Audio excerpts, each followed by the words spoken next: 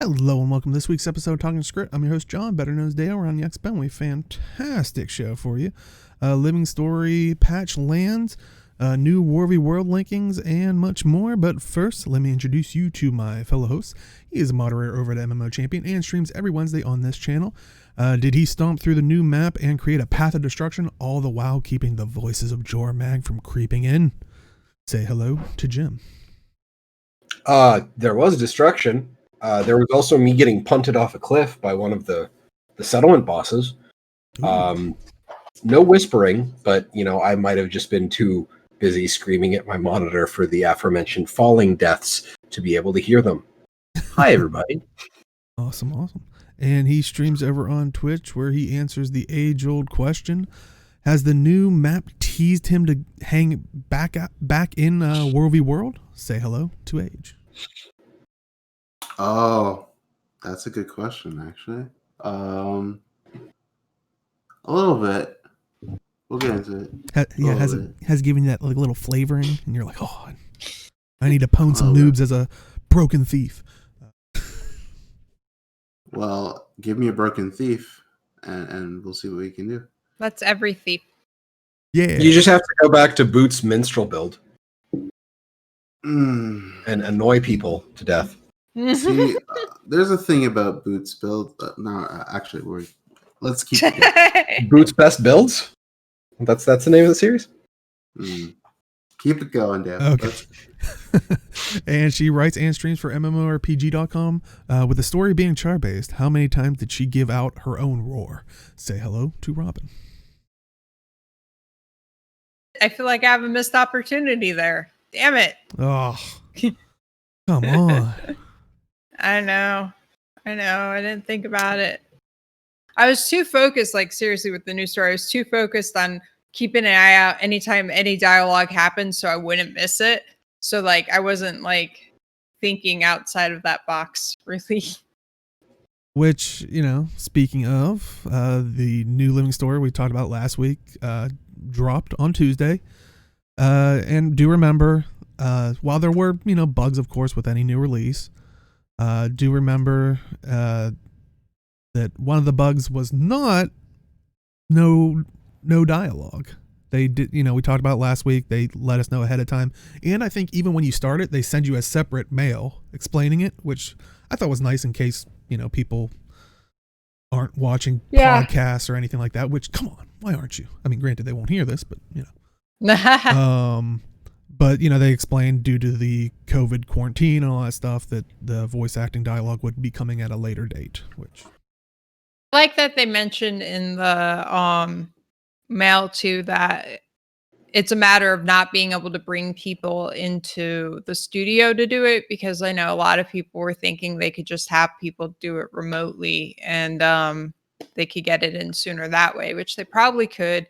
But when we did the preview, I asked them about it, and they specifically said the reason they're not doing that is because like everybody has their own things, and like having a soundproof area to record in is not something most people have, and it would hurt the quality. And also, thing I didn't ever realize is a lot of times when they're recording, they're actually talking together. The characters that are in together are talking together so that they can help like make it feel more real and natural, which definitely I could see how that would make a big difference. So yeah, I never got that perception from like the voice, the behind the scenes voice things, because it seemed like, because they don't really they only show it from like that person's angle.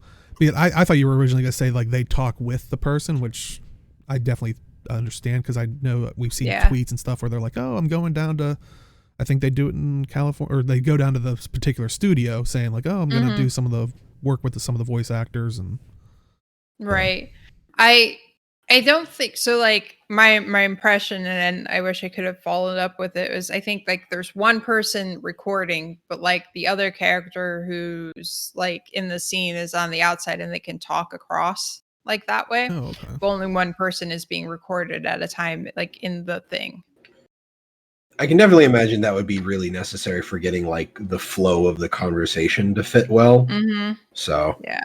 Especially like any lines where one character interrupts another character or something, like getting that together, the right inflections and stuff can be really hard to make up on the fly without that. Yeah, I definitely felt that way. Like even trying to read some of the dialogue while I was streaming, where like you can read it, and it's like it cuts off halfway through, like with a dash, and even I'm like, but what about? And I'm like I want to say the rest of the word, like it's such a conscious thing, and You just want to finish it. Yeah. yeah. So I could definitely understand how it would be easier for someone to literally jump in to cut you off. Yeah. Yep. I remember seeing Lance Reddick tweet about he was doing voice acting for Destiny 2 still. Oh. He was like in his closet or something. Oh, It's a wow. big closet though. It's pretty nice. But yeah, so I think there's some instances where you can do it in certain games where, like for Lance Reddick's character in Destiny 2, he's more of like a commander-ish type of thing. So if it's not really story related, but it's just adding extra lines, I can see it. Maybe they're doing story too. I don't know. But I get the idea in terms of Living World that you need that dynamic. You need it's a little easier to do as well, just to have people in the booth and say, okay, we need to do it like this, versus like interrupting every time over like the internet and things like that. Kind of like what Right. chat's saying. I'm There's sure so many variables, mic quality, proper room for soundproofing, like kind of what you guys are saying, the soundproofing, and that's just if you were like there live. If you're trying to record across things, it's like their recording software, their machine that's recording the like there's so many variables that would be oh god, insane. Torment. Just wing it like an old school lunar game. Let's not. Okay, so for reference, we're talking about voice acting. I cannot remember for the life of me the voice actors that do Ritlock. It's Jennifer Hale, the voice actor for Ritlock, and the voice actors for Timey. Bloom is Ritlock? I always forget. I But want to say it's Bloom. Queen. But yes, okay, Steve Bloom. So it's Jennifer Hale, Steve Bloom, and the voice actors for Timey, all voice acted in another game called Ark the Lad: Twilight of Spirits. It is a PS2 game. Oh, Krista has it. Oh, and wow. she, like, every time, like, if we ever find out that a convention we're going to has one of them there, she plans to get all 3 of their autographs on the case. Oh, nice. And let me tell you, the voice acting quality, 1, they're much better voice actors now. 2, recording quality is so much better now. What was I going to say? But it's... And then... sorry, I interrupted you. I apologize. No, it's fine. I remember now.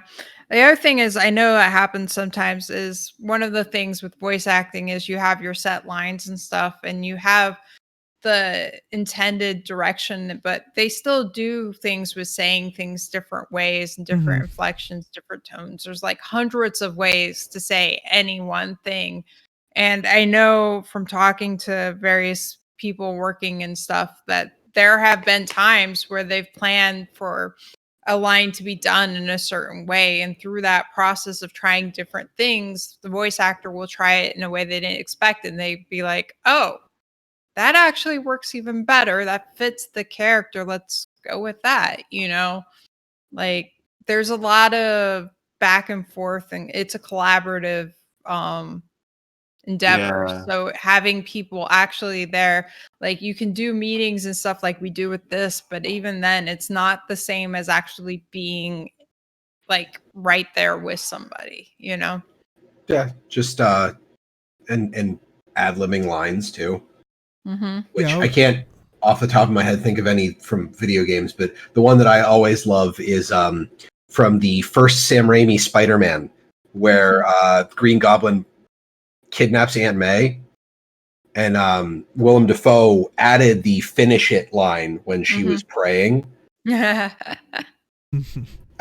that turned out to be a great scene. So right. I was gonna say, and I can't think of a moment in Guild Wars 2, but I swear there's been a couple moments where it's like, oh, I didn't know he was gonna, or they were gonna say it like that type thing when you choose it. I always remember BioWare. Because those always felt like a bigger impact where I'm like, this feels like this like somewhat neutral option or something. And like the way they just say it in tone, I'm like, you said that like an incredible jerk. Like, no, I know. Can I take that back? So, yeah, there's always something like that in BioWare games for me where I'm like, all right, this is the supportive option. And then they say it. I'm like, you were being an asshole. What was that? That's actually one of the first mods I ever downloaded for Fallout 4 it actually puts what the voice line is for the option instead of the shortened version. Right. Yeah. Because there are times where you click on something and it just completely. But even that, there have been times when I've played games where they have the actual words of what's said, but the way I read it with the intonation that I put it in, I misinterpreted what it's saying. And yeah, it's crazy. But I was gonna say, I guess my question is, like chat was saying, they didn't know they would miss voices so much. I know a lot of people that like they had a somewhat temporary replacement, or maybe that's always underlying there, and with the voice acting, it doesn't seem so much. But the whole, I like to call it hemming and hawing of the story of the sound effects. Yeah, basically the They did more with this one to try and help get the intent across on the lines than they normally do. Yes. And yes, it's very reminiscent of The Sims. I won't lie. Deo, when you started doing the voice effects there, I was thinking Minecraft Villagers. I was going to say, and I said that when I streamed it yesterday, was like, all I've heard of the story, because I've been I was trying to lay low of the story stuff, which, while I'm saying this, just so people know, we're not going to do spoilers. I know some of us had issues of completing it type thing. So we'll probably save that for next week type of thing. And for people that don't remember, when we do that, we'll probably have a separate portion so people can safely avoid it. Because I know some people maybe are trying to avoid it just due to maybe they want to experience it in all of its voice acted, glory, which will be you one might be waiting quite a while for. True, but honestly, playing through it, I definitely do want to go back and hear the actual voice actors do it, because granted, I don't think I did. I think for everybody that was streaming it, tried to do their own voices for it. Well, I love everybody, but I don't think we all were able to pull it off. You're not up to their level. No, maybe one more living story, and I might be able to be like, I'm on par with Steve Bloom or Jennifer Hale. Maybe. In case you're listening to this audio only, that was a joke. Please don't at them and say, "Oh, clearly." But you can play Guild Wars 2 without the voices. I did think of that afterwards. After thing, I was like, oh, I guess there would be a slider for that if you want to avoid it. But yeah, in the end, or at the beginning of the stream yesterday, I did make that comment of like, apparently, if you like hanging out in Minecraft villages, you're gonna love this Living Stories voice acting or the dialogue before it, because I was like, how bad could it be? But then there were like halfway through, I was just like trying to read something. I hear, I'm like, oh, come on, dude, stop, please. Yeah. But yeah, I did think of that afterwards, because I was like, oh, maybe, because I was like, I'm surprised no one has said like, oh, they should put in an option to slide. I'm like, but wait, there probably is one already. Yeah.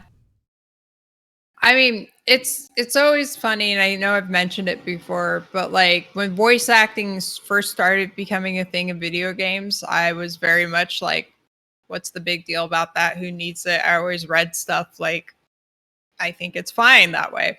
But like in the intervening years, I've just gotten used to it, and it adds so much to a game to hear the voices that anytime I play a game where it's either only partially voiced or not voiced at all, it always throws me off, and it lessens my enjoyment.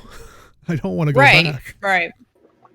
And it's something so very small. Like, think about when you're playing like an RPG and you change the character's weapon, and the weapon model doesn't change. Right. Yeah. It's such a small thing, but you're just kind of that little bit disappointed that it's not there. Like, oh. So accidental replay value voice pack DLC. I mean, okay. For one reason, I hope that doesn't get out because people will be like, "Oh, they're charging for dialogue," like or something something stupid like that. Like, yes, they're charging for dialogue. The total is $0. yeah, but how many cents? That's where they get you. Sure, a penny a word. Oh God, that'll be the next. I'll say that'll be the next like free to play microtransaction. You got to pay for dialogue. Oh God, why did I say that out loud? Yeah. Why do not speak those things into the universe, Deo? Yeah, like Victor says, it's easy to miss things. Also, especially like when you're running around doing events and stuff and you don't realize there's dialogue happening. It's one of the reasons why I really liked it when they started using more and more voice acting in the stories, because I was constantly missing stuff because I'd be busy doing stuff and I just wouldn't see the pop-up text. Mm-hmm. I had that a couple of times when there was like conversations and they'd be a little bit off camera, but I'd usually angle my character and all of a sudden I see like a glimpse of a speech bubble. I'm like, oh crap, how much did I miss? And like re-angle, so it's like. Mm-hmm. Well, that's one of the things I loved about Grothmar Valley. Mm-hmm. Like there was so much ambient dialogue in Grothmar Valley, it was ridiculous. So I can only imagine how much of that's is supposed to be happening here. I think in the mine area, if you're starting the meta and you take the left path through the woods, there are two Char that are arguing about Snargle Goldpaw's. They're having a discussion about Snargle Goldpaw's latest novel. Nice. So, you miss out the voice acting on something like that. Honestly, Chad's saying, the random people we found outside the office voice pack. It kind of reminded me, I was like, it'd be kind of funny for them to do, like, or someone to do is, like I said, all those streamers that were like, oh, I'm going to voice it myself. Like, take like some of the voices from the streamers and like sync it up with the game. Like it was actually their voice as like a fun little, thing. Yeah. But yeah, I think ArenaNet's still working remotely. I don't think they're back in the office yet. So I'm pretty sure other like guild chat on Friday. I think it was. Yeah. No, Ruby said she did that from her home office. She tweeted about it because she has to close her window and it gets hella hot in the room she has her office in. Aww. So apparently the second guild chat wrapped, she like jumped from her desk and opened the window. That sucks. It seems like if your company can stay at home, it looks like you can stay at home till maybe like August. It's looking like. Yeah, it's highly recommended that if you can work from home, continue to do so. And then I think there were some things where like in a more general sense, like 25% of the workforce that is currently working from home, business analysts think that that's just going to be their new normal. Right. So there's going to be a huge wave of new work from home positions after all of this. Which is wonderful. And it has needed to happen for a while because, oh my God. Well, we could talk about that during an after show because I've thought that's completely different. Yeah. But I mean, while we spend all this time talking about the lack of the voice acting, that like once again, it will come eventually. It's just, the unfortunate circumstances that are going on in the world.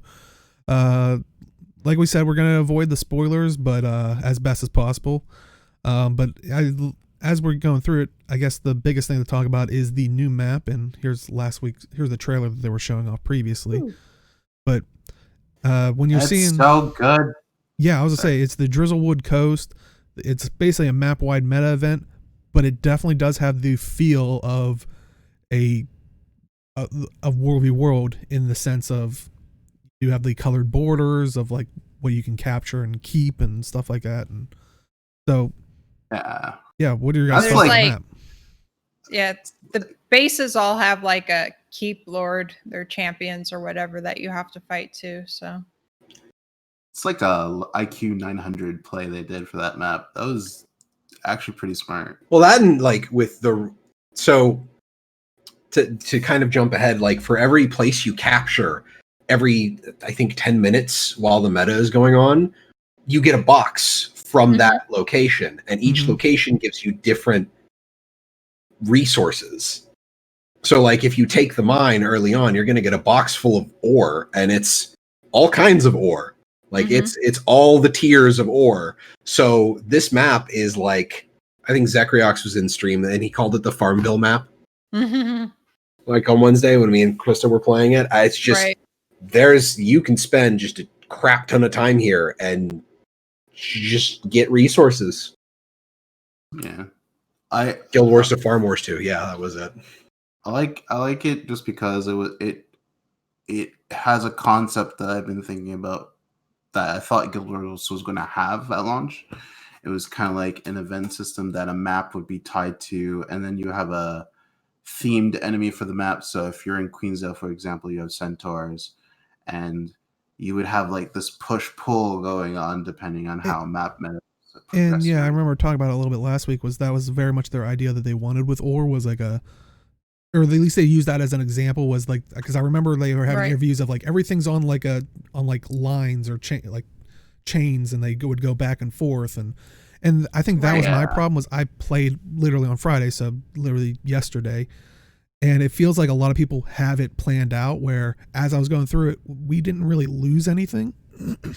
So I was weirdly for me, because I heard you guys talking earlier of like, oh, we almost lost this or we lost this at this time. I'm like, I didn't have that experience. So for me, I was like, I kind of am looking forward to when it's less popular, which I didn't think I'd ever say about a map.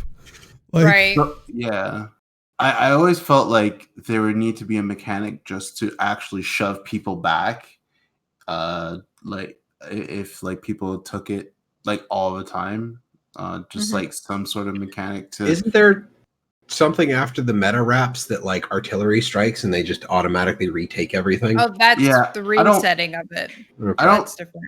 I'm not looking for that because that, like that's a simple way to reset the map. But I'm looking forward to more like, the forces kind of like overwhelm you and actually force you back type of deal. Like when I was just playing this morning, one of the things that I noticed that I hadn't noticed before was I got into the map when they were like 2/3 of the way down with the meta. Like everybody was down getting ready to make the final push to the last area. But as I was going, I noticed that there were all of these enemy forces that were attacking our various bases while they were doing that. And they were like, they broke through the doors in one of them. It was that first base when you run into on the right path. That first base was almost getting retaken. So I went there, and then a couple of other people showed up and they helped me clean it out. And we did some of the events to retake that. But if we hadn't been there, they would have totally retaken it. And it would have been a big problem because the NPCs were making a lot of headway in there. It's crazy. Like chat saying, like it definitely seems like there's more to the north that will probably be for the next living story, or they might come back to it, or it looks like it's going to be expanded upon. So actually, if Drizzlewood is a map that gets expanded, that would be fantastic. Yeah. Can you imagine adding like another 5 or 6 zones? And then you have the map meta where you get the unique box of materials every single time the meta timer ticks over. Not sure if they extend it, it would make sense for so like it basically comes to that bridge, and then the bridge is the stopping point, and like they could extend it past that. But I'm not sure that it would make sense for them to have the same setup beyond that. It depends on what it is, because basically my understanding is that it's Ryland's forces and stuff trying to hold us off from getting to the bridge. Like I don't. Yeah, it definitely feels that way, because I know at the end of my stream after the meta, if you run down that bridge, it just all of a sudden starts saying snipers are trained on you. Get back, like then it's gonna kill you off. I would expect some small forces, but I wouldn't expect a real army to fight moving forward from there. But that's just my thought. But yeah, it definitely seems like it's going to expand into something, because it seems like there's a good bit behind it, but who knows? Marionette knows. Or something completely. Wait, we only fight the 3 warband members. So there's still the rest of the Steel Warband. If they all become like legendary zone bosses by the end of this. There was one so there's no spoilers. So there's one. Yeah, I was just to say, I was like, there's one left to actually fight, if anything. But, and that's another thing, like chat saying is, be careful of setting just down your equipment stuff because the enemies can actually use your siege stuff against you, which is great. The other thing I like about it is that the NPCs in the camps actually do stuff. Right. Which I know I've said whenever we talk about like changes to WW, that's the thing that I think there needs to be NPCs that are actually useful. Right. Like that do things. Like maybe, you can upgrade a place to have somebody who repairs the walls. But that's getting more to talk about WW because like the doors get repaired. You don't have to like have a player sitting there at the camps whenever they get attacked. You don't have to player go repair the doors. The doors get fixed. It helps though if you do. But... Yeah, it goes faster, but like the NPCs actually attempt to keep the keep. And I'm curious about this because, like I said, in the PvE map, you can, like, if you set down siege, the enemy can use it against you. Do you think this is maybe a test bed for maybe it stemming into WvW World? Because that's always been the one thing that annoyed me was people would, when you take a keep, you can leave your stuff out there. But if you're leaving your stuff, like if you're leaving a ram in front of your own door, like why couldn't in an actual warfare? So they'd be like, oh, okay, let's knock. Like, if you're going to leave it there. Right. That would be fantastic. They would have to implement a way to break down siege. Yeah. Yes. Yeah. Maybe recover like some percentage of the materials you put into building it or something. And honestly, that would be a great ability line for WvW World to put points into is like you recover more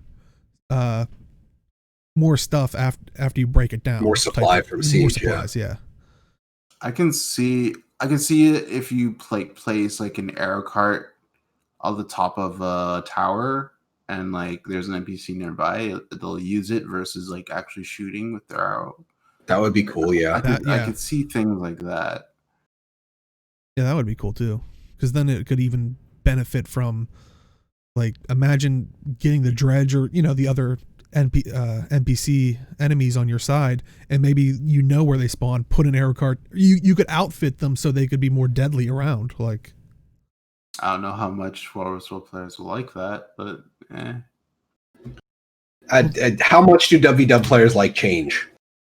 They love it. They think it's the best thing ever. It's not more about change. It's more about having NPCs do a player's job, I guess. Well, any NPC will never do as good a job as a player just because AI can't, at the moment, it can't function that way. You can only put so much script into an NPC's behavior. And, I mean, the one thing WvW World players got to remember is they also refer to it as PvPvE.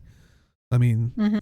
I'm not saying that these should be able to have the ability to wipe everybody out, but if you're a solo player, you might not want to, you might want to avoid them. It's like, yeah, it's an interesting dynamic. I would say like maybe start with one siege per area to start if they implement it just to see what it's like. Yeah, and I like a lot of these features. Like, I mean, this is one of the like I found out chat was telling me when I was streaming it was if you click on the little icons for each of the camps or something, you can use supply to teleport to it. Yep. Which is great. Is that new? It's in WvW. It's been in there since the beginning. Yeah, it's in that map. I don't know about WvW. I don't think WvW World has that. Oh, yeah. I would love to see that. World. But I think it might break some stuff if you could do that in actual. Well, I was gonna say because that's the one thing I liked about ESO's basically WvW World system is you have to create a line, like it connects line wise, and you can teleport to it. But as soon as someone attacks the base, you can't teleport into it, which they would have to have that feature, which I think they do for like if you upgrade it with a waypoint anyway. Right now in the map you have to have control of the area that you want to go to. But it was also nice because like I said when I went in today, that the meta was all the way down the way, and I hadn't been in that map on that character before, so I hadn't discovered anything. But I was still able to skip ahead to where everybody was to help out with that because of that feature, which is really nice. And that's I really wish that they would. Oh, go ahead. I really wish there was something to tell me that, because somebody had to tell me that in chat that I could teleport to those places. No one told me that. I run around. You need to get better stream viewers. I'm sorry. If I had realized you didn't know that, I would have told you. I'm sorry. That's okay. That's one thing I liked about ESO system, and I think I've said this on the show multiple times, is it, like you're saying, it allows you to get back into the stuff a lot faster, because that's what I hate when a Zerg like fails or something, or like a small group was able to run away that still is the like commander, so they'll stay up there, and I'm like, well, I'm not walking across the whole map and probably gonna make it to him and die again. Like, I'm like, all right, well, I'm kind of done. And like I said, it has to have that caveat of, if it's under attack, you can't teleport to it, similar to like it has it now if you have a waypoint listed there, because then you could just have people funneling in, and that would be incredibly broken. But yeah, I'm trying to think if there's any other things that they've kind of added that would be nice eventually for WvW World, because I mean, eventually we're gonna sometime down the road get the alliance system thing, which might come with a lot of, like, maybe this is a test bed for if people enjoy it. Or I actually like the documents thing that SungHa was talking about. So for those who don't know, you can actually unlock extra achievements through these documents you get by doing the events in Drizzlewood Coast, and it could be beneficial for WvW World. Like, if you take, I don't know, like a tower, you get like an extra objective, and you just bonus objectives would be cool. Yeah, it would, and then when you complete it, it kind of just, it could be like a repeatable one that just unlocks when you get that, or I don't know. They can think about it, but I can see potential for that in WvW World.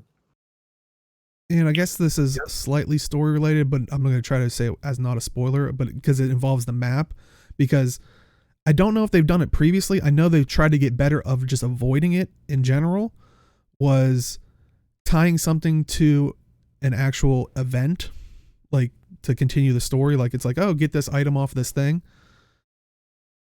And I was worried when I was going there, because it was like, get it off of this one veteran character.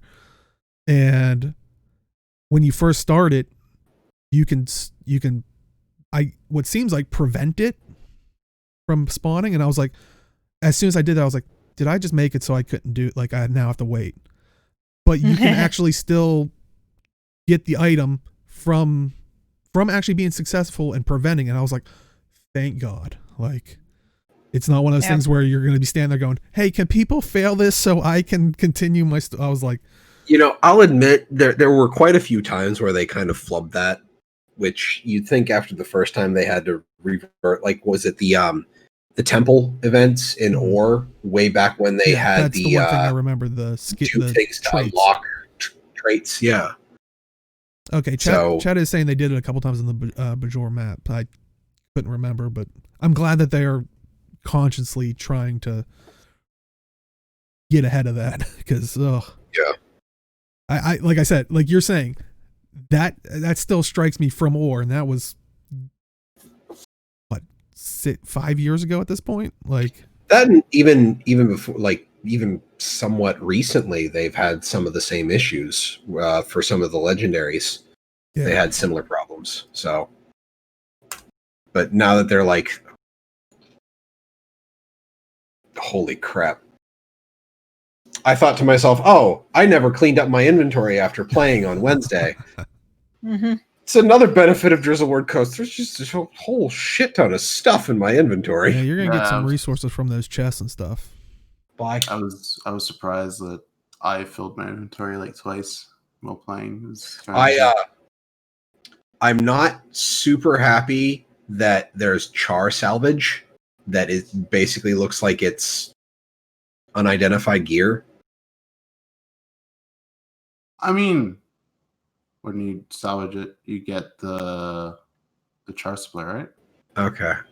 I don't know. Like it's just having another item to have in my inventory. It's not. I'd rather it be one item that stacks than. Fair. Yeah. And well, and I was gonna say, have you guys gotten a chance to mess around with the mastery? I only got to the first tier in my playthrough, so I got the first tier. I was messing with that. I didn't really have a chance to look at like the effects. I did use it to blow up one of the propaganda speakers. Yeah, because you can do that for some of the ones that are out of the way. I was gonna say I messed around with it some on the preview we did, because they gave us all the masteries to be able to do it. It's pretty cool. Makes doing everything in the map much easier, really. But yeah, and for it's people also know, not it's called the necessary. United Legion's Way Station synchronization, which it almost feels like it has the mechanic of like a box of fun. Once you have all the other things, like you pick what you want out of it, and you can. Although, like, it's more useful than the box of fun. Yeah, yes. Like, the box of fun is just fun. But yeah. Oh, I bet you could have fun with an EMP and what, like some of the other things. Like, I'll admit, I was not as happy with the implementation. Like, I was hoping for like you go to the way station and you pick up a kit, and it would be like a special action swap, right? Kind of like the priority scanning device in Thunderhead, where you have cool. Like, I was kind of hoping that like every tier of the mastery would unlock another thing in like the weapon swap kit. And then overall, since they've been kind of having a ball with like ammunition charges on stuff as of late. So I was, especially with Steel and Fire, with having to actually scavenge for ammo. So I was hoping that it'd be kind of one of those things where like you'd pick up the kit and each thing would have ammo that tracked separately, and you could like scavenge more ammo in the field. So you'd just be able to have access to all of the mastery stuff as you were running around and like through good. Although I kind of like that they didn't do that, because I like that I can pick up what I want from it and then go and use all my normal skills and stuff and like not. Well, you'd be able to like swap, because it would just be the special action key to swap between your standard weapon set and the warband kit. So yeah, if you didn't lose it, it would work, but. And I haven't got to the high enough for the essence manipulation add on to that, but looking at the enemies, I was worried that it was like similar to Bajora Marshes, where it's like you go to an area and it's all the same type, and I was like, okay, but they are varied even amongst one fight. So that was also something I asked them about during the preview, was like if the essences were something that they particularly like chose to absorb and make use of themselves, or like how did they become infused with them? The enemy guys, the Steel Warband and the Dominion and all that. But they said it's basically because they've been in this area longer than we have, so they've become exposed to the essences that are naturally in the area, and it's infused itself in them, which is interesting. I've also noticed that the essence infusions tend to fall along warband lines. So I think it was iron is blue. No. Yeah, blood is the red infusion, so ox. Iron is blue, eagle, and then ash was Wolverine for green. So. And Zach, you're right. They're pretty solid. Like, I'm running with the only toughness and vitality I've got in my set is the Dire plus Rabid sets for the trinkets. So like my back item and all the slots over on the right hand side of the equipment pane are the Dire plus Rabid. So I've got more than base toughness and vitality on my Guardian, and I get worried in mob situations. Like when there's a lot of enemies fighting me, that's well, yeah, it's problematic. There's a lot.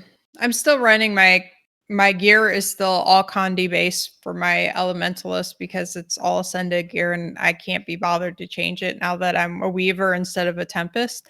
So it's not at all like I run not at all an optimal build on my my Elementalist. It's a mishmash, but I enjoy it. But like even so, like I don't know. I'm terrible, but I don't feel like it's not as hard as like some of the other maps when I'm by myself. As long as I'm not going into a base we don't own by ourselves. Like I haven't felt overwhelmed really. I was just thinking about that, Zacharyox. I was thinking, like, is it compared to Release Heart of Thorns? Where would you rank this? Yeah, that's what I was saying. It's not as oppressive to me than that. Like I have like that was one of the things that I was really impressed with was that I can move around the map pretty freely and not really get overwhelmed as long as I just didn't blindly run into a opposing base, which I like. So maybe it was just like all the PvP I played or something, but like I didn't have that feeling. It's of like difficulty.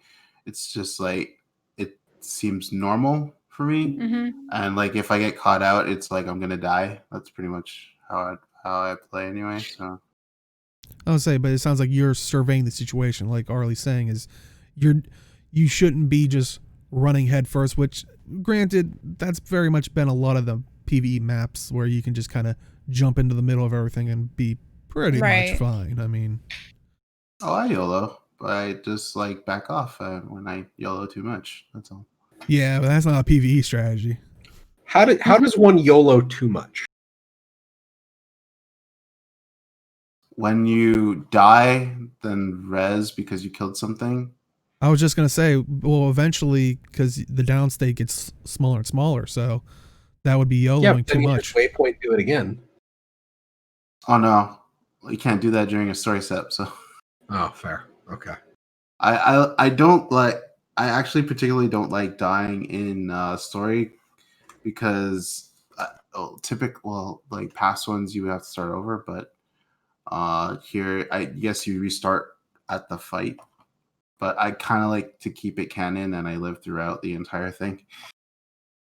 I'll say, like Chad's saying, I did notice that there were more high, like at least like veterans, elites, and stuff like that. So that could also play a part into it. Yeah. And just the enemy density, like, so that I think is better.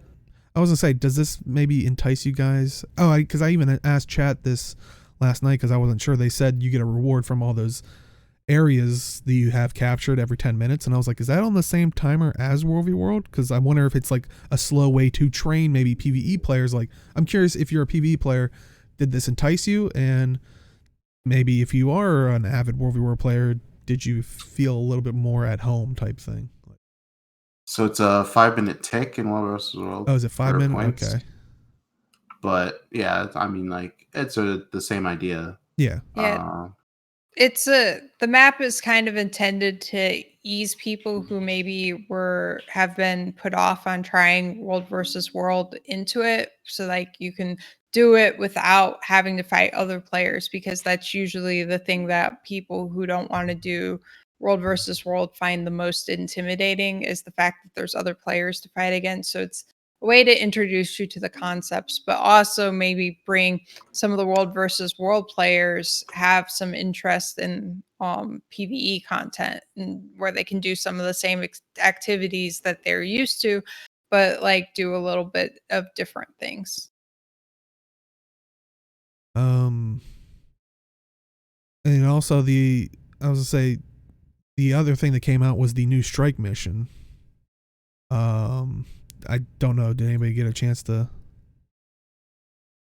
try it? I have not.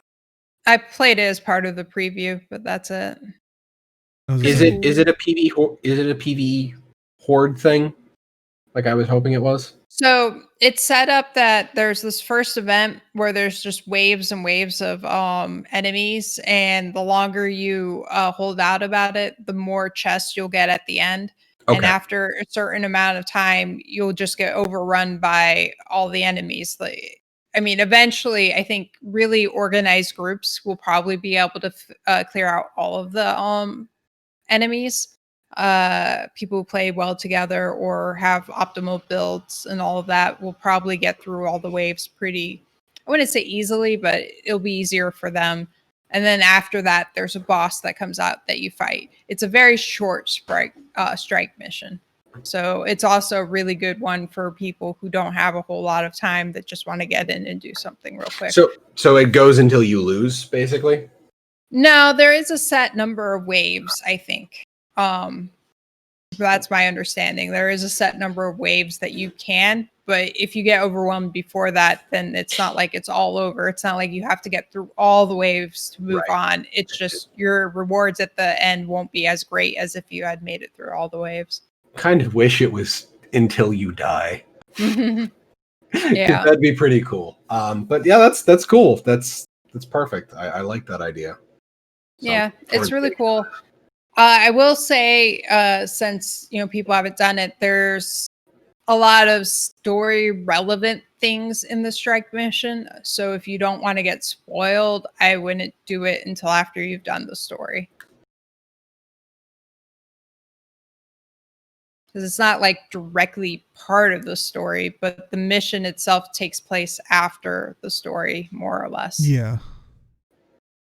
They do a good job of that in other ones where it kind of the story leads into the strike mission. Like I think they did that with one of the first strike missions, if I'm not mistaken, where it kind of culminated there, and it was like. Yeah. Well, I was just really happy. Like the other strike mission we got, we've gotten a bunch of strike missions. The most recent one before this was the Steel Warband one, which is cool. I like it, but it's fairly long. It takes a fair amount of time to do. So I'm happy that this one is a shorter one again, like to vary things up, keep varying things up.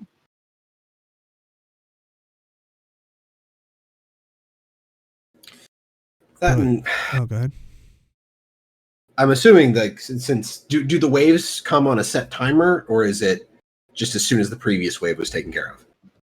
I think it's on a set timer because when I did it, we got overrun fairly quickly. Of course, because it was like all press and stuff, so we weren't on our own accounts. Some of the people I'm sure don't regularly play Guild Wars 2, so like there's a lot of varying levels of skill there. But yeah, we didn't outright die. It was just there were so many things we couldn't kill him, and then the boss came out and just like kind of cleared all of that away, and it was the boss fight. Okay.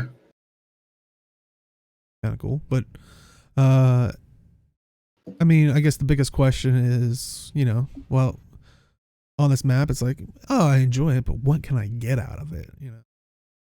Well, some of the stuff you can get. Oh yeah, there was a sizable amount of stuff actually. Like I think from a chance from those chests that we were talking about that you get for having each of the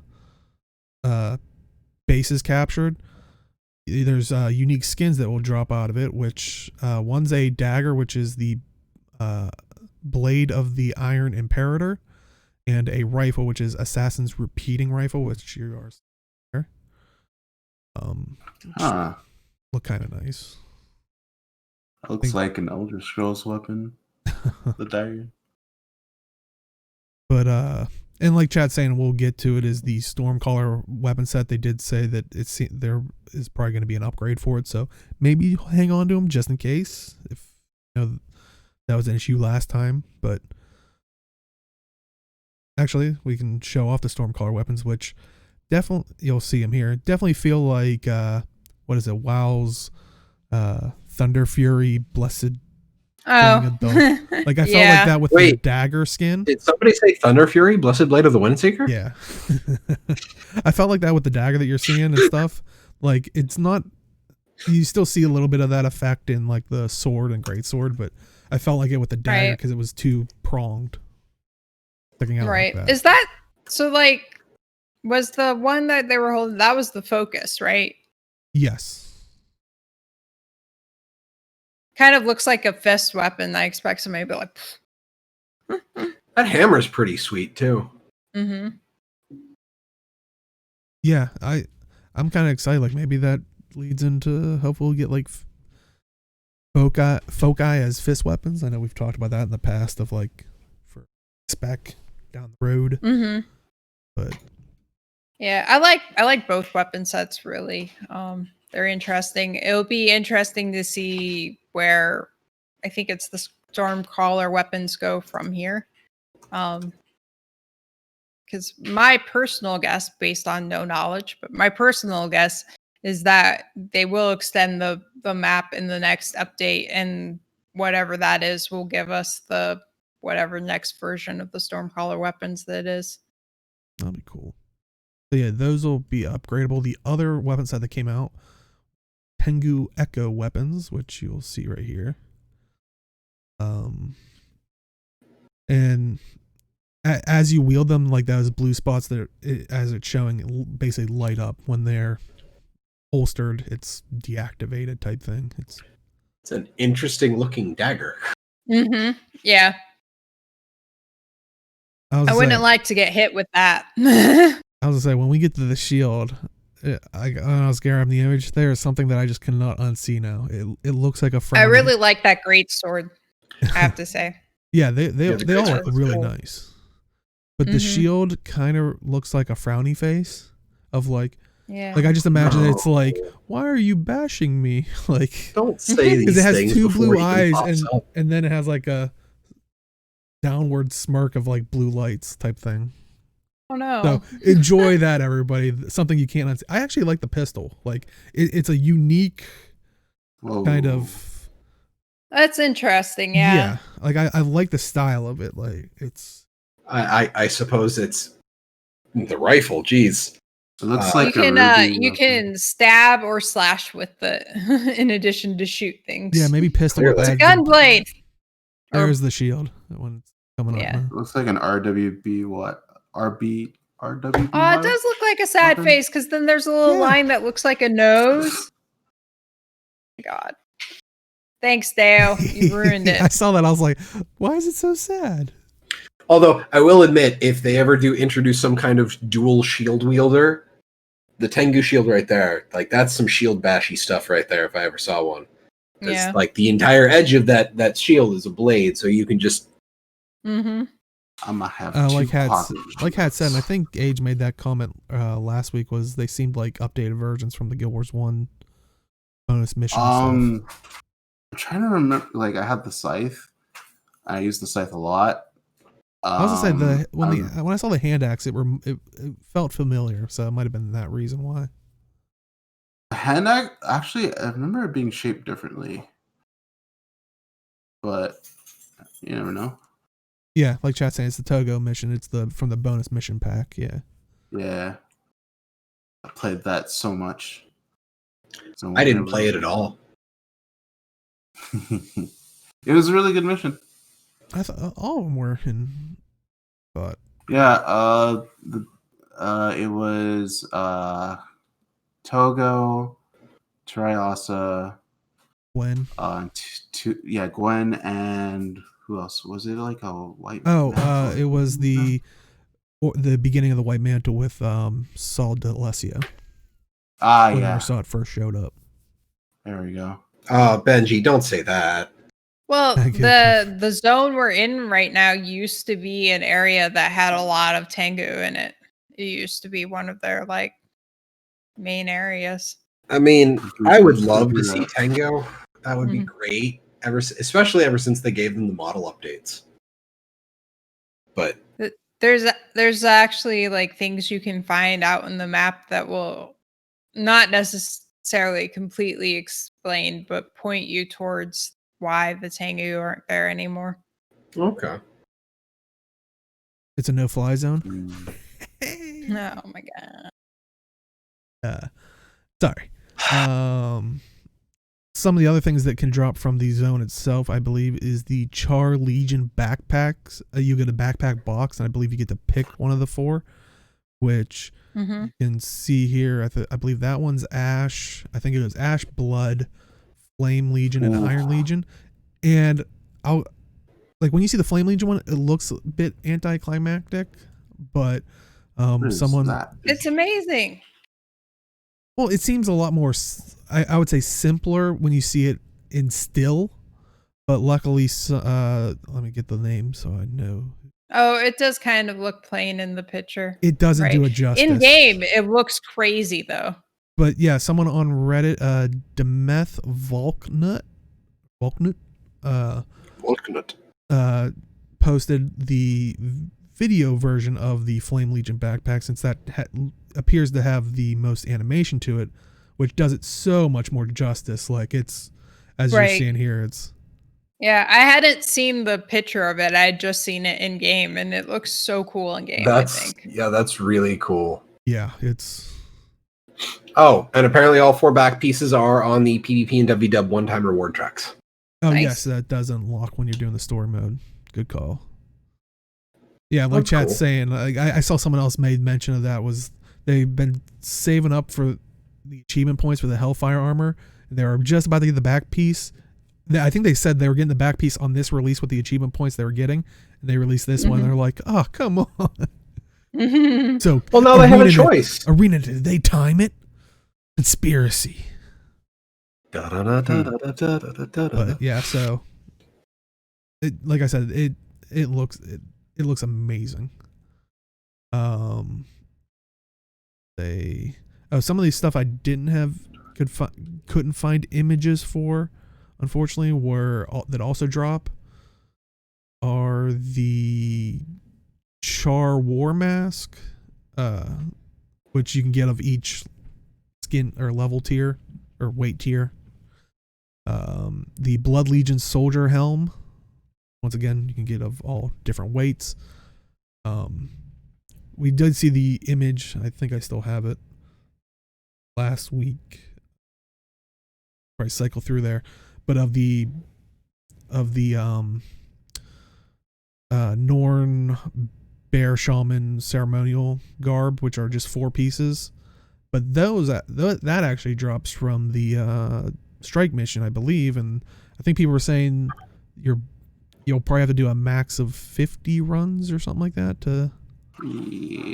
Which is nice. Yeah, that's not bad at all. There, but no, gotta get cracking if you want that Norn ceremonial garb. I know Age was looking at that Ash Legion backpack. That's really cool. I want it to have like a quiver where, and then I'd be like, yeah, I'll use it. It's definitely nice. Like, yeah, I think all in all with the rewards, and on top of it, the new emote, what is it, Play Dead? Like I don't have the thing for that, but that was one of the other things. I think reward wise, I feel like they knocked out of the park with this update. I mean. Absolutely. I like that the Play Dead emote is like all dramatic and stuff. You're like, oh, and you fall over. It's pretty awesome. That's a good point. I forgot that I saw people mentioning that you can get 1 bear box for the ceremonial garb from the World War PvP reward track. So if you are interested in World War PvP, you can put a nice dent in it. I think you can only do it once though, so bear that in mind. Not gonna lie, I actually prefer the single run reward tracks for some reason. Really? Just I think that's more like the completionist in me is just like it's a checkbox and it doesn't reset. So right. But yeah, I mean, all in all, I mean, how do you guys feel of the Living Story update in total? Awesome. Having not finished the actual story yet, I can't say anything about that, but like there is a ridiculous amount of unlocks in this. Yeah. 2 weapon sets, an armor set, multiple singular pieces. There's just so much going on here. I'm pretty satisfied with this. Not to mention, we've got a map where if you're trying to work on a legendary, you can either just flat out farm the gold, like you can sell all the materials you get and just buy the legendary, or you'll be able to craft the legendary using the standard methods. Right. No, which is perfect for me. Chat's saying they generally have better rewards. I mean, you mean aesthetic reason? Because that's, always going to be up to the person. I'm trying to think not like quantity wise. Like, I don't know. I think they have a bigger variety. Oh, go ahead. I think he means better rewards for the tracks that aren't repeatable. Oh, okay. My apologies. But yeah, I mean, I'll admit I never really paid attention to it. I just want to check off the checkbox and never have to worry about it again. But that's me. Right. Yeah, I did mention in chat there briefly. There was a new Play Dead emote, which I think is the meta. Which unfortunately I just don't have the animation for it. But and that's a good point. You tend to get a lot of clovers on the one-time track. So if you're going for that legendary. There's a bunch of stuff like that in the Warclaw skin. Yeah, now that I think about it, for the in-game Warclaw skin one. Yeah, I was gonna say I'm glad. I think we talked about it last week, or maybe we talked about it, like just casual conversation. Was I'm glad they're doing emotes because it does actually help like people that machinimate or maybe make content in the game, let alone just role players and just another nice thing to collect. I mean, but, yep. Any final thought? Actually, while Malthanas is gone, thumb up or thumb down on the story. We're not going to give a story spoiler, but do you recommend it? Like, definitely play it. This, and then once they have the voice dialogue, definitely play it again. Like, yeah. Why? Yeah. There's a lot that happens. Mm-hmm. So, but like I said, go ahead. I was going to mention about Drizzlewood Coast. I kind of like the little touches with like the little cottage houses and stuff like that. I like that a lot. It adds a lot of, not necessarily depth, but like just like character. Nice, character, granular touches to the map. So I like. Yeah, I think I thought that too when I like came across the corner. Like I think we actually used it as the thumbnail last week of the still image of the cottage that's being, destroyed or something. I'm like, see it in the game. I'm like, oh yeah, that's really, ArenaNet. I would like to go inside the cottages. Yes. DLC. This is true. Well, when they expand the map, maybe they'll expand even the little parts. It's funny, Benji mentions a lot of returning characters, which was awesome. But it was also really funny for me because going through the whole Ice Road saga, I had somewhere along the way completely forgotten that the Flame Legion had been welcomed back into the legions and stuff. So when Ephraim showed up at the beginning of the story, I was like, what's happening? What? It took me a minute, and then I was like, oh, right. That was the thing that happened. Throughout the whole map, you're getting assistance from Flame Legion, stuff like that. But yeah, it is a weird thing because for the longest time, we weren't friendly with them. Right. Well, and it was funny because when you first talk to Ritlock and then you go to that map, he's the one that greets you, the Flame Legion guy. Yeah. So like it was an immediate, wait a minute. Well, Thea, what are you talking about? We're still not friendly with the Flame Legion. Well, I mean, I was just in the Iron Marches, and there's been no truce. Oh no! You mustn't have They're seen. They're the renegades. There was a mesmer there that time locked that area. Oh, I see. Yeah. So damn it, Queen Jenna. Yeah, I think you mean Lissa. Well, her consortium of mesmers that she talked about, she joined and grouped. That's what they do. They just go to the maps and just time lock it. Yep. But yeah, any other final thoughts on the Living Story patch? I don't think it picked up, Arlie, or you didn't key in. I said it's fun. Oh, okay. All right, awesome. And, a lot of people have missed the voice dialogue, but kind of along the same line, speaking of sound. Oh my God, the sound effects. So good. Oh yeah. In general, yeah. But I was talking about there's actually a new employee that announced that they're going to be working at ArenaNet. And apologies if I butcher your name. If somehow you see this and this is the first time you're seeing it, it's kind of a tradition here that I will butcher the name somehow. I was gonna say it's kind of like welcome to the team. Deo has said your name wrong. Yes, but I believe I tried to look up to see if there was like a place where someone said her name, so I didn't. But it's SungHa Hong. Okay.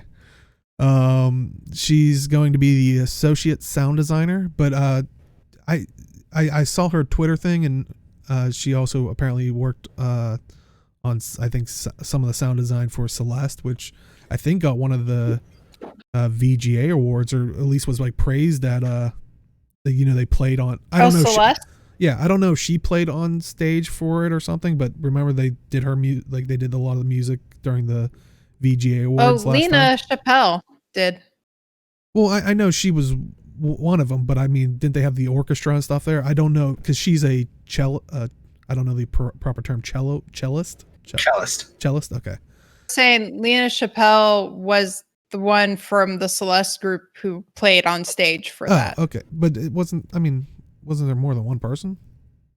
Well, it was an orchestra, but it wasn't. Everybody wasn't from Celeste. I was saying, she's the one I knew that was from there who played on that. All right, we're on the same page and we agree. All right.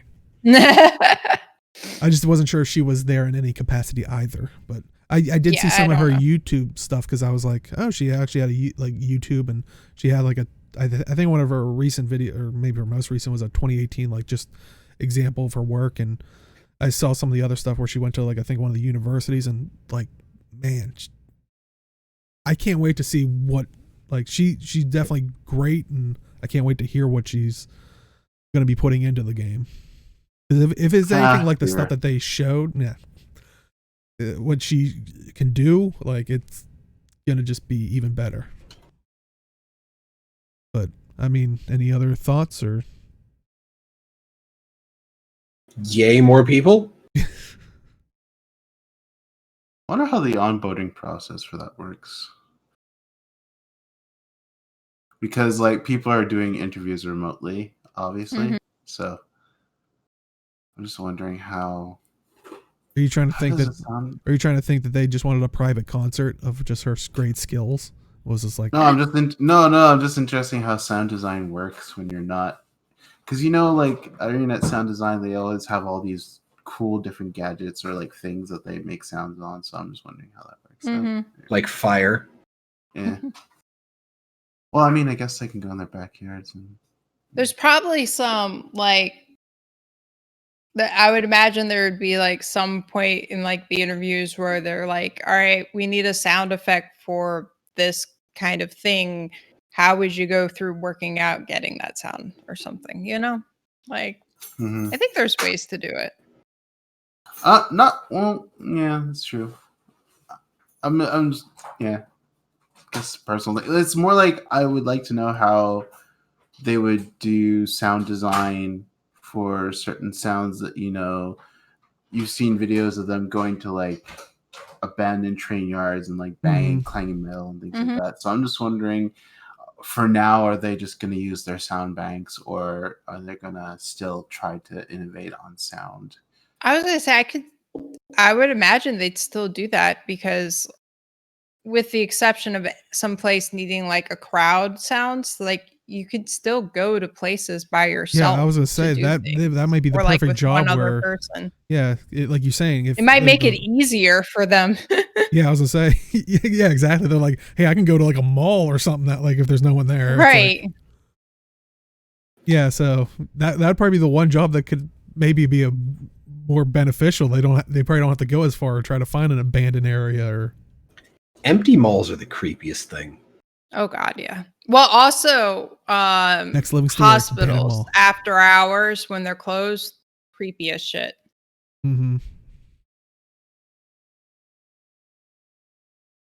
Because they start to get like dilapidated and like they look like they've been destroyed, like they were in some kind of war. Well, even like when the hospitals are just closed for the night, like you're walking through, you're like, it's going to be a Stephen King thing. I'm going to die. Whoosh. No, it didn't whoosh. She just steamrolled over it.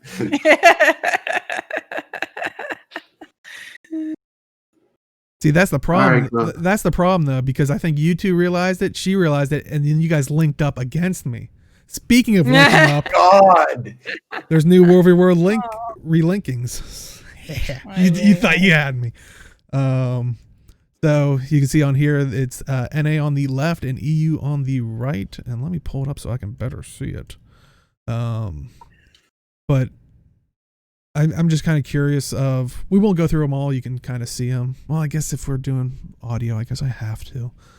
Because I once again, you don't have to. You just put the link in the description. I was gonna say, yeah, seriously. Please look at the link in the description. Okay. Yeah. Yes. Well, I will say, there's one more reason why I can say I gotta hate Blackgate, because now they're teamed up with Algae and Thier.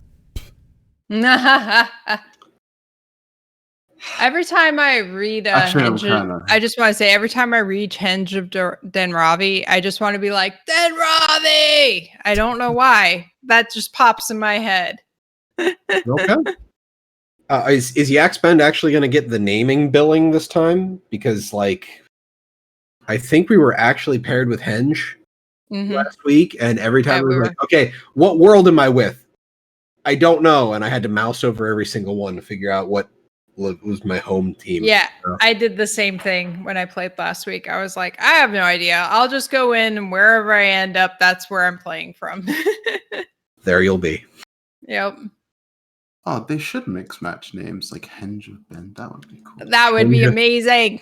Henge of Ben Yax Terrace, yeah. Yes. Or Eridon Bend, but that might sound a bit dodgy. Tarnished Madness, I would go to that server in a second. Or Gates of Coast, that just would sound Sanctum weird. of Maguma, thank you, Hat. That's a good one.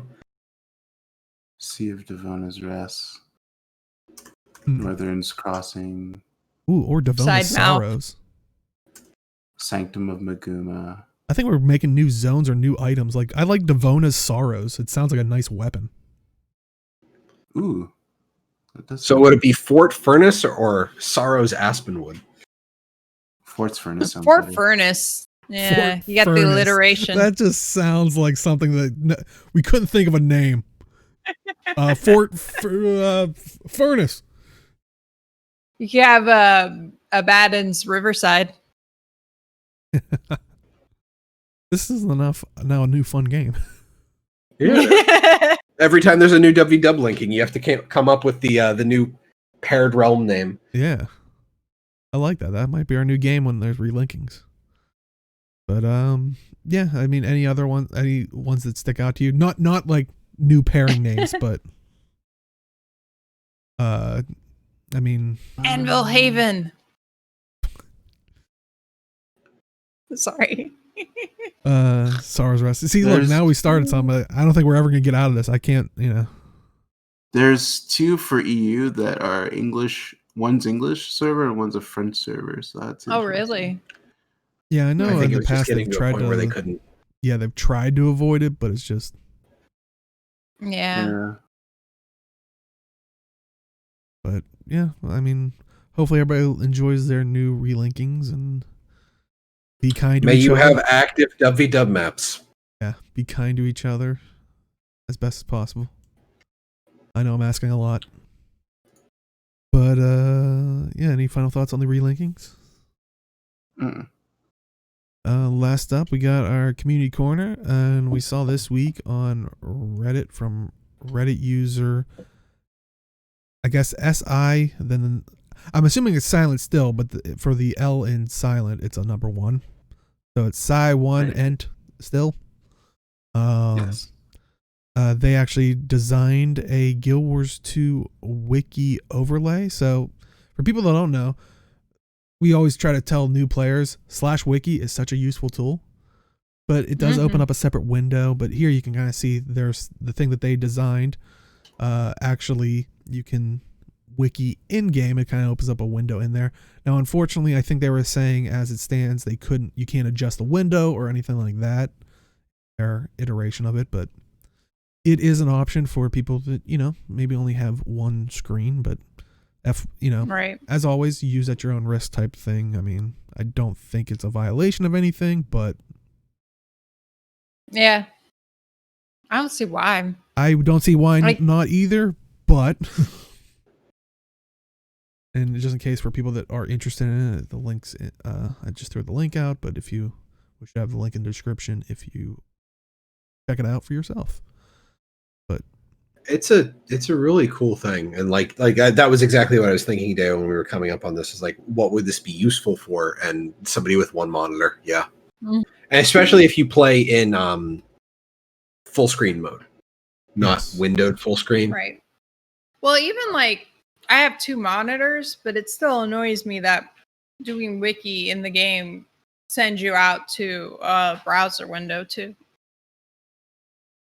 Like, yeah, I've talked about that with people in the past. Is like, especially because it's like, I mean, there are different systems, of course, but I think what was it, Secret World and a lot of games like that have put like tutorial videos that are like you can find on YouTube. Like it puts a player with like the trim around it, so it still keeps you in the game. I think that would be tremendous if they could do that with this. That would make it even more useful, like you're saying, because of all the reasons we listed. But right. So the one of the reasons that is they would have to effectively implement their own browser window within the game in order to do that. They technically have one. Yeah. Because the gem store is technically just a browser window, but it's not a good one. Well, no. But so in order to, keep up with the functionality that is in the wiki to be able to display the content properly, they basically have to maintain an up-to-date browser on top of maintaining Guild Wars 2. Yeah. So sending people out of the game for something that because the timer listings and everything with the wiki, and the people who manage the wiki do a really fantastic job of keeping it up to date and adding new stuff to it. So I don't think it's really worth their time to try and keep things in game with how complicated the wiki can get. Mm-hmm. Yeah, the wiki is pretty vast too, really. That's my legendaries. That said, I'm not going to let them off the hook for how bad the browser window is for the gem store because it's terrible. And you know what's even better about that? They have updated and changed it since the game launched. It used to be worse. Yeah. And that's one of the things I constantly rail about whenever we used to talk about the gem store on a semi-regular basis is that the gem store itself could show more items. And then Mo made that statement, well, our setup isn't currently great for showing off a lot of items. Just then change the setup. Right. Sorry. I mean, it's still much better than it used to be, but it is frustrating to use still. Changed it 5 years ago, I think. Something like that.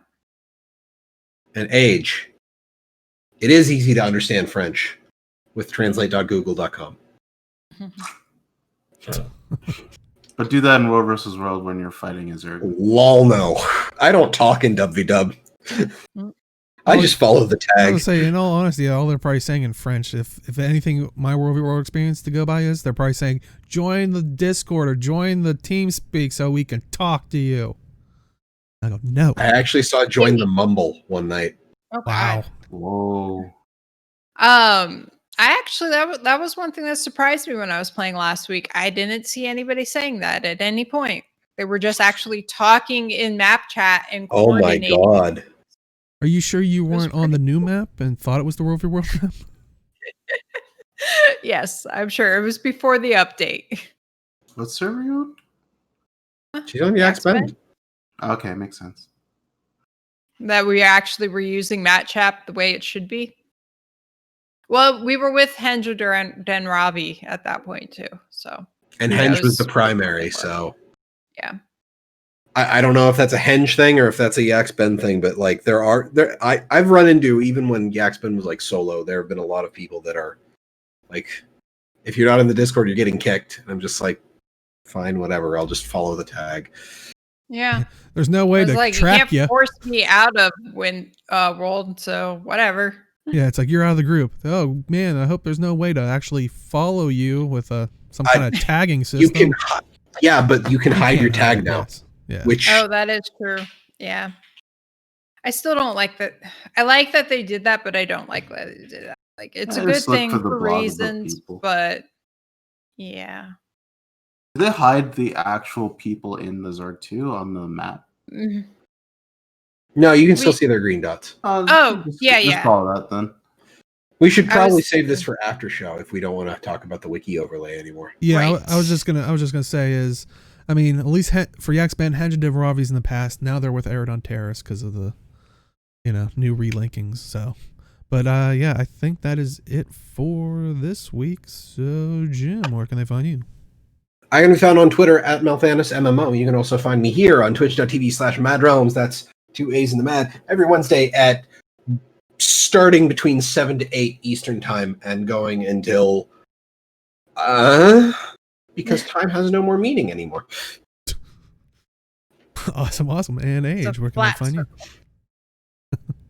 Twitch and YouTube, Age Night Road. I'm playing a lot of Crucible lately, and I'm also trying to find things to stream in Guild Wars. It's kind of boring just watching me farm and make legendaries, I guess, but I'll try to get some Warlords World in. Yeah. Happy fun times. And Robin, where can they find you? Be found on Twitch, Twitter, and Instagram at Arlie82, and also on Twitch at MMORPGCOM. Tomorrow morning, I will be streaming Dauntless, so that'll be exciting. Awesome. And you can find me at simply_Deo on Twitch and Twitter. And I've been regularly trying to stream more often.